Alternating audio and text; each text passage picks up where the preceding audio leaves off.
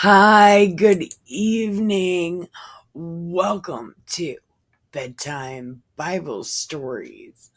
This show is for mature audiences only. Viewer discretion is advised. So, take your pills. We're not even that late. Take your pills. Then, pack a bowl, get your smoke, grab your smokes, get comfy. Then, get your bedtime beverage, your nightly reward for keeping other people alive, because that's highly important. Then, let's smoke it, drink it, read it. So, we're on Second Maccabees chapter 9. And we just left off with Mac kicking some ass.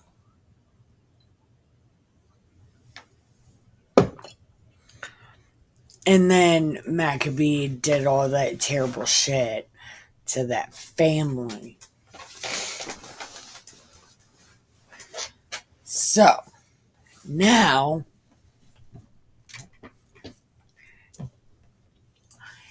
it happened about that time. Antiochus had retreated in disorder from the region of Persia. Okay, so dude's just like freaking out, right? And he entered a city called Persepolis and attempted to rob the temples and control the city. Therefore, the people rushed to the rescue with arms, and Antiochus and his army were defeated, with the result that Antiochus was put to flight by the inhabitants and beat a shameful retreat. While he was in Ecbatana, news came to him of what had happened to Nicanor and the forces of Timmy. Judas busted those asses. Transported with rage. See, what does this mean? Transported with rage. So he I don't even know how to explain what that means. So he conceived the idea of turning upon the Jews the injury done by those who had put him to flight. So he ordered his charioteer to drive without stopping until he completed the journey. But the judgment of heaven rode with him. For in his arrogance he said, "When I get there, I'm going to bust that ass. I'm going to make it hurt."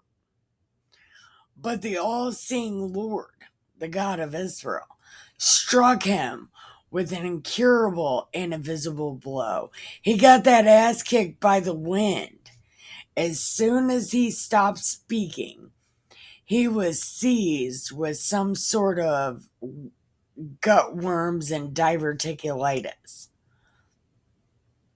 which hurts really bad, by the way. And that very justly, for he had tortured the bowels of others with many and strange inflictions. Yeah, but why though? Like, I will never get why.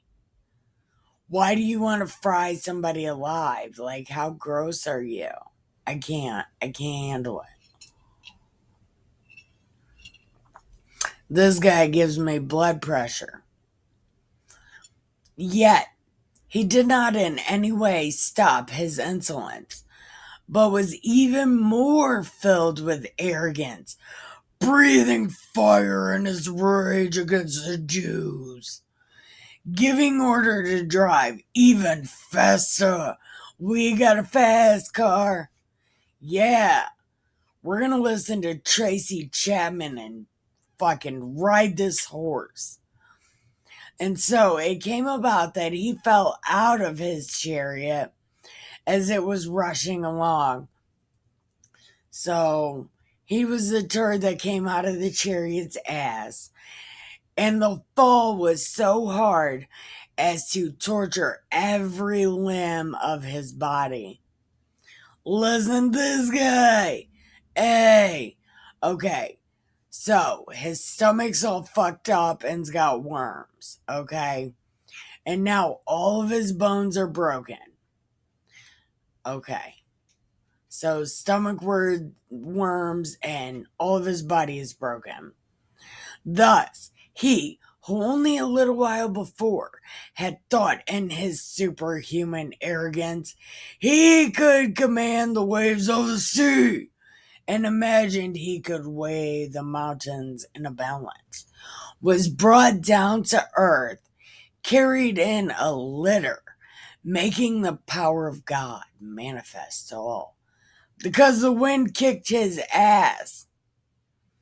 And so the ungodly man's body swarmed with worms while he was still living in anguish.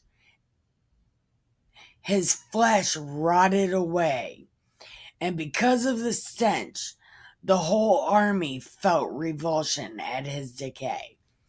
Okay, so all of his bones are broken, he's got worms, and now he's got the plague, and he smells like death. And everybody's like, I'm sorry, King Face, but no. Because of his intolerable stench, no one was able to carry the man a little while before it had. Hold on. Because of his intolerable stench, no one was able to carry the man who a little while before had thought that he could touch the stars. Ha! Yeah, you feel like shit, don't you, shitty bitch? Fuck this guy. Then it was that, broken in spirit, he began to lose much of his arrogance and come to his senses. Under the scourge of God, he was tortured with pain every moment. Listen, I know I'm talking like I'm arrogant, but I'm not. It's mostly, I don't know, artistic interpretation of what this book says.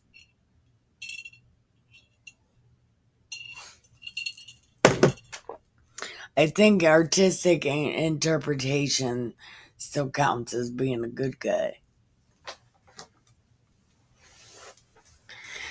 I'm a good guy with bad ideas. I'm just kidding. Okay. Then it was that, broken in spirit, he began to lose much of his arrogance and come to his senses. For the scourge of God he was tortured with. No. For the scourge of God, for he was tortured with pain every moment. And when he could not endure his own stench, he uttered these words: It is not right. It is right to be subject to God. Mortals should not think they are equal to God. How much do you want to bet Antiochus did not even come close to saying this? I would bet $1 million that Antiochus did not even close did he say this. Think about his personality. Right? Is he going to say this? I don't think so. When the abominable fellow made a vow to the Lord who would no longer have mercy on him, he said, the holy city, which he was hurrying to level and make a cemetery, he was now declaring to be free. And the Jews, whom he had not considered worth burying, had planned to throw out with their children for the animals and birds to eat. he would make all of them equal to citizens of Athens, so Greece, and the holy sanctuary, which he had formerly plundered, he would adorn with the finest offerings. And all the holy vessels he would give back many times over, and the expenses incurred for sacrifices. Hey, those are on me, I got those. And in addition to all this, he also would become a Jew. Do you think this guy? I don't know. But when I was in prison, I tried to be a Jew. I couldn't figure out what way east was, though. I mean, I still can't figure out which way east is. I never got a compass. In my beginning videos, in my earlier videos, I discussed it. And I should have got a compass. I never got a compass. But then later in the book, it turns out you don't have to pray to the east. They just do that shit. So, I was never able to be a Jew. I tried to be a Buddhist once, but I couldn't keep my mind quiet.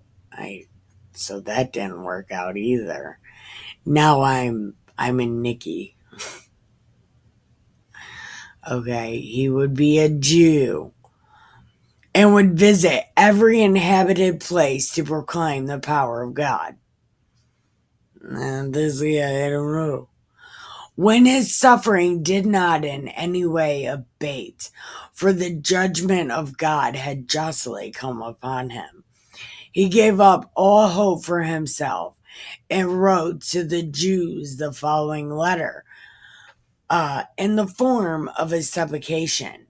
This was its content. So, hey, Jews, what's up?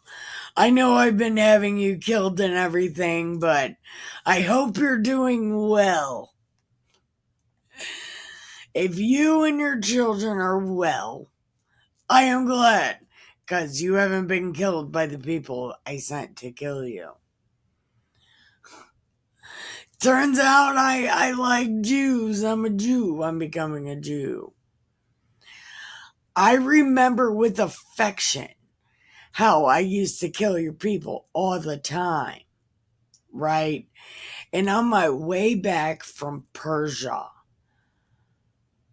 I got sick as fuck. I got the worms. Like, if you ever had worms, I got the worms. And I have deemed it necessary to take thought for the general security of all. I do not despair in my condition, 'cause it's only worms. She'll be okay. This plague, it'll go away. I think it'll be alright. But I observed that my father, which may or may not have been Alexander, I don't exactly know which Antiochus this is. I don't remember. Maybe Antiochus the Fourth. I don't know. But either way, it may be Alexander's son. It may not be. But he made what's up? When he made expeditions into the upper country, he appointed his successor so that if anything unexpected happened or any unwelcome news came, the people throughout the realm would not be troubled, for they would know who to go to, right? Because my daddy was so smart. Moreover, I understand how the princes along the borders and the neighbors of my kingdom keep watching for opportunities and waiting to see what will happen. So, I have appointed my son Antiochus. I don't know which one this is, third or fourth, second. Uh, anyway, my son, who I have entrusted, commended to most of you when I hurried off to the upper provinces. I have written to him what is written here. I therefore urge and beg you to remember the public and private services rendered to you and to maintain your present goodwill. The ones of you that aren't dead do a good job. And be nice to me and be nice to my son. We do a good job. We not kill you no more. For I am sure he will follow my policy. It might not kill y'all, right? He might be nice. So, the murderer and blasphemer, having endured the intense suffering such as he inflicted on others, came to the end of his life by a most pitiable fate among the mountains in a strange land. And Philip, one of his courtiers, took his body home. Then, fearing the son of Antiochus, he withdrew to Ptolemy, Philometor in Egypt. Philometor. All right. I will be right. Hold on. All right. Now I'll be right back. 1 second. Okay. Okay. Second Maccabees 10. Now, Mac and his followers, the Lord leading them on, recovered the temple and the city. They tore down the altars that had been built in the public square by the foreigners, and also destroyed the sacred precincts. They purified the sanctuary and made another altar of sacrifice. Then, striking fire out of flint, they offered sacrifices. After a lapse of 2 years, they offered incense and lighted lamps and set out the bread of the presence. When they had done this, they did the face thing and implored the Lord that they might never again fall into such misfortunes. Yeah, but your people do it on purpose. But that if they do sin, they might be disciplined with forbearance and not be handed over to blasphemous and barbarous nations. Yeah, but your kind are those blasphemous and barbarous nations. It happened that on the same, come on the, it happened, hold on. Okay, it happened on the same day on which the sanctuary had been profaned by the foreigners.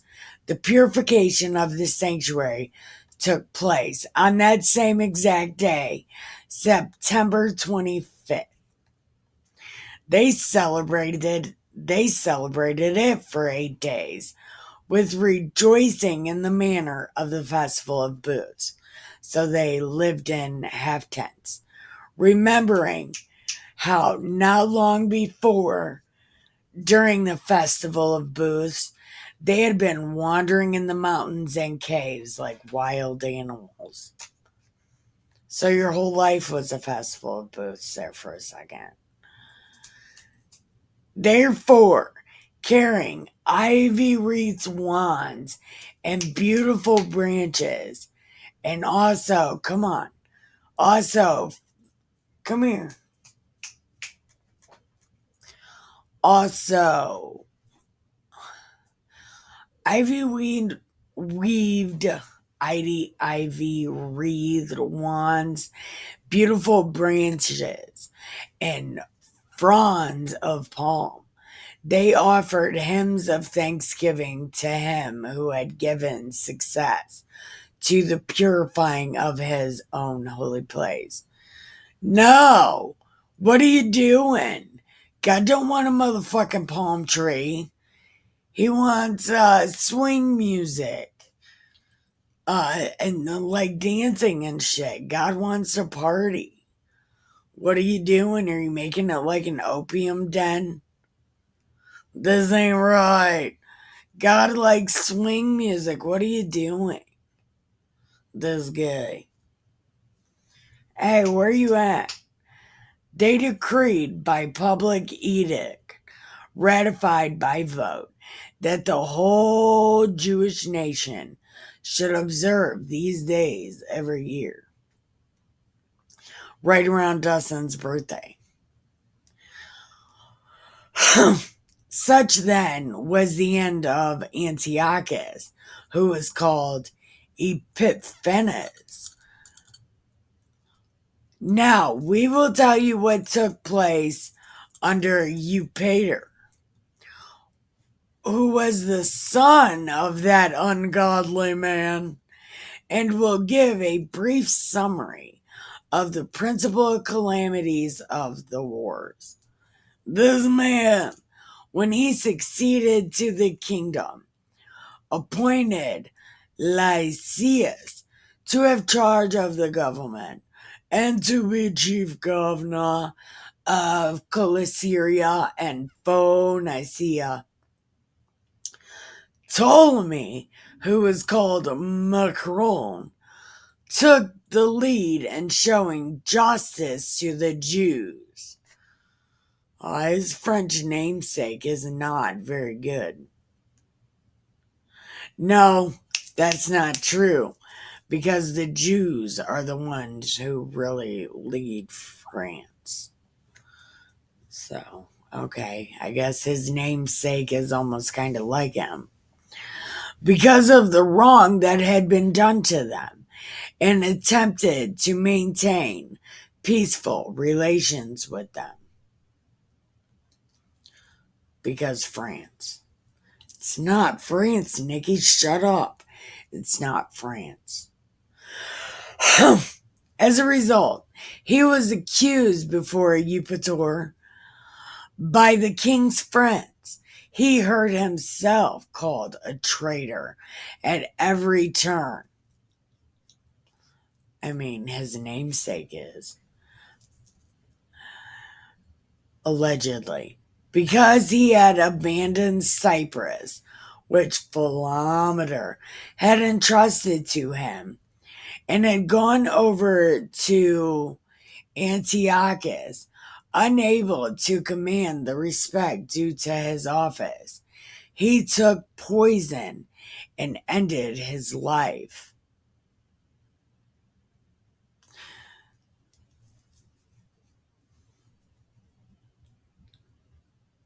That's kind of what they're doing to Trump. Like, this is a bad guy. Don't take poison and end your life. Just drink. Keep other people alive, juice instead.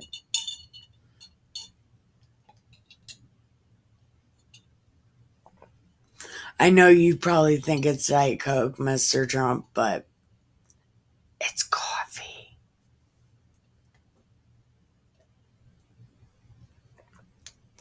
Now, when Gorgias became governor of the region, he maintained a force of mercenaries and at every turn kept attacking the Jews. This is not nice. This is a bad guy. Besides this, the Idumeans, who had control of important strongholds, were harassing the Jews. They received those who were banished from Jerusalem and endeavored to keep up the war. Okay, so this is outside of Judah and Jerusalem and Israel. This is a different place. But Mac and his forces, after making solemn supplication and imploring God to fight on their side, rushed the strongholds of Idumeans, attacking them vigorously. They gained possession of the places and beat off all who fought upon the wall, and slaughtered those whom they encountered, killing no fewer than 20,000. They beat that ass. They beat that ass, bitch. They really did, though.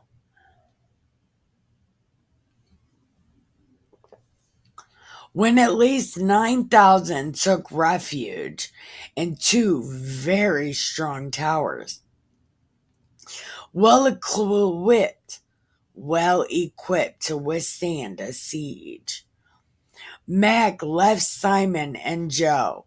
When was there a Joe? Where was there Joe? When was there Joe? I don't know, maybe I missed it somewhere. But I thought it was Simon, John, and John. Because I was flipped out about John. But John being John.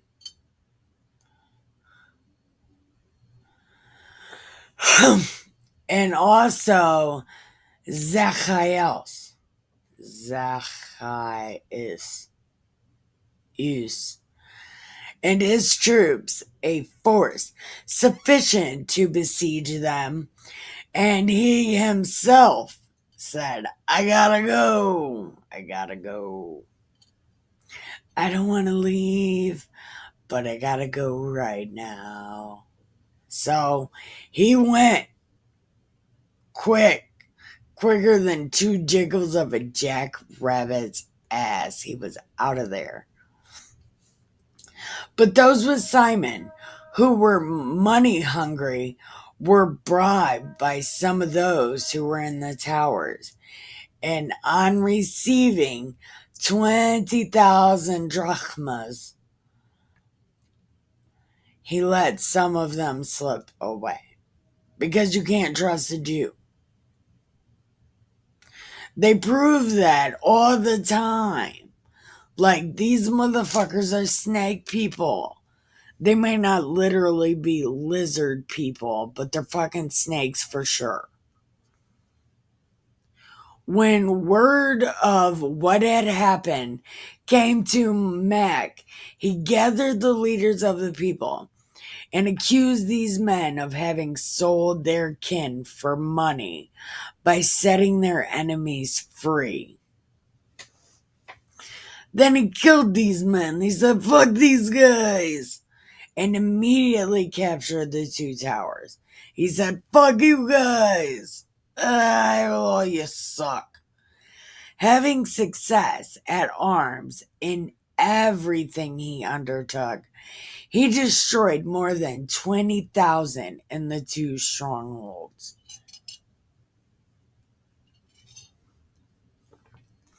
Now, Timmy, who had been defeated by the Jews and said, I suck, gathered a tremendous force of mercenaries and collected the cavalry from Egypt and Asia. There was an Asia in no small number, as he had a lot of motherfuckers. Right. He came on, intending to take Judea by storm. He said, I'm gonna fuck you up.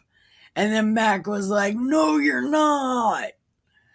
So, as Mac and his men, as he drew near, Mac and the dudes put dirt on their heads, did the diaper thing, the t-shirt diaper thing, and supplication to God.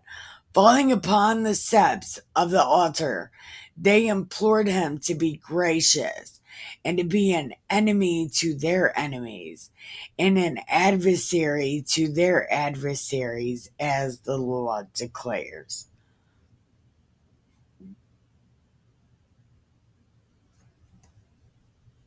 So they was in a diaper and a t-shirt, bowing down to the altar, asking God, like, hey, can you be nice?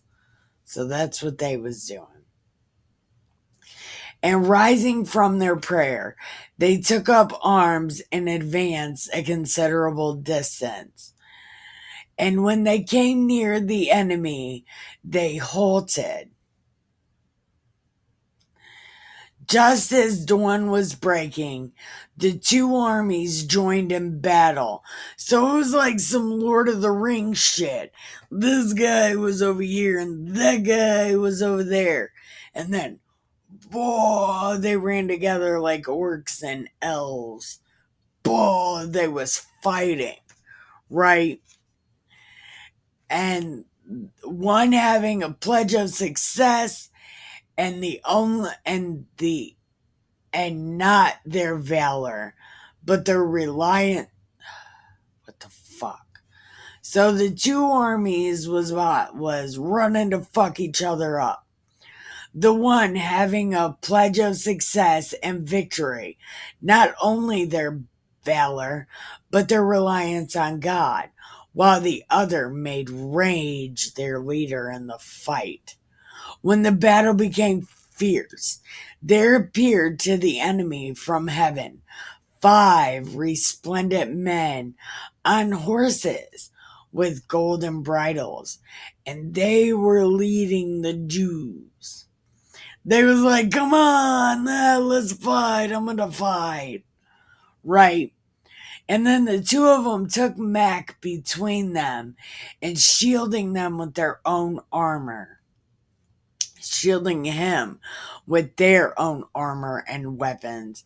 They kept him from being wounded.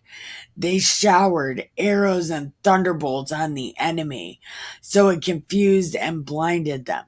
They were thrown into disorder and cut to pieces. Yeah! They was fucking everybody up. 20,500 were slaughtered, besides 600 cavalry. Timmy himself fled to a stronghold called Gazara, especially well garrisoned there.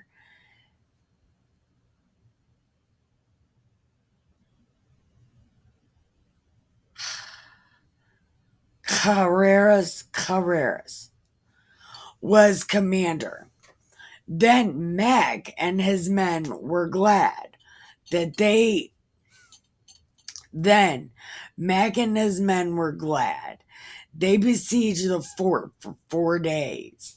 The men within, relying of the strength of the place, kept blaspheming terribly and uttering wicked words. Oh, they must have been playing Call of Duty in there for sure. They was playing Call of Duty. But at dawn on the 5th day, 20 young men in the army of Mac, fired with anger because of the blasphemies, bravely stormed the wall and with fury cut down everyone they met.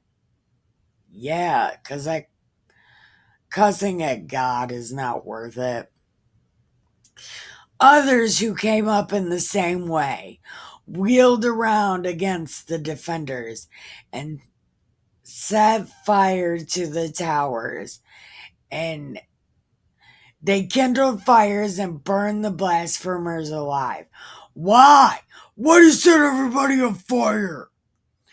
Others broke open the gates, let in the rest of the force, and they occupied the city. They killed Timmy, who was hiding in a cistern, and his brother Carreras and Apolophanes. When they had accomplished these things with hymns and thanksgivings, they blessed the Lord who shows great kindness to Israel and gives them the victory. All right, that was it. So, Thank you for watching. I love you and have the sweetest dreams ever.